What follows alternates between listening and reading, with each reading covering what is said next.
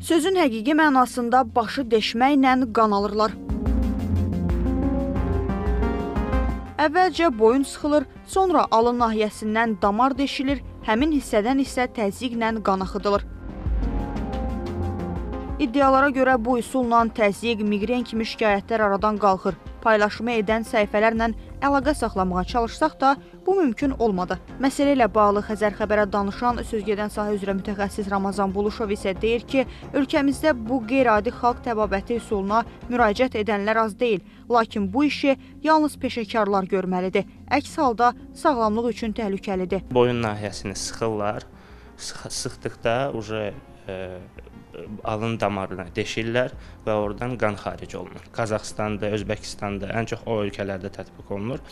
Bunun əsas faydaları qan dövranını yaxşılaşdırır, təzyiqi aşağı salır, sonra beyin oksigenin qidalanmasına kömək edir. Ən çox bu proseduru istifadə edən pasientlər beyin daxili təzyiqdir, hipertoniyadır, sonra əsasən migren xəstələri də ən çox istifadə etmək istəyirlər. Həkimlər isə istər alternativ tibbdə, istərsə də müasir tibbdə belə bir müalicə üsulunun olmadığını deyirlər. Sosial şəbəkədə bu videoların çox məşhurlaşdığını görürük. Qan itkisi nəticəsində bu xəstələrdə hətta şoka qədər gətirib çıxarda bilər. Bundan başqa infeksiya riski çox yüksəkdir bu xəstələrdə. Bu prosedurdan sonra bizə müraciət edən bir qadın xəstəmiz olmuşdu, gənc xanım. Xəstə ondan sonra kəskin halsızlıq, yorğunluq, ürək getmələri kimi problemlər yaşayır.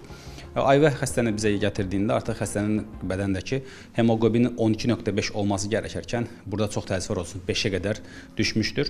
Biz təcili olaraq qan köçürmə prosedurunu elədik. Ondan sonra xəstə özünə gəldi. Amma dediyimiz kimi bəzən ola bilər ki, bunun şansı gətirib ki, ən azından tibbi bir müdaxilədən sonra özünə gəlibdir. Həkimin sözlərinə görə tibbdə oxşar bir prosedur var ki, bu qanalma müalicəsi, yəni flebtomiya adlanır. Qan xəstəliklərində istifadə olunan tibbi proses xüsusi şəraitdə, xüsusi avadanlıqlarla həkim tərəfindən həyata keçirilir. Minaya Zaman, Cəfər Qasımov, Xəzər xəbər.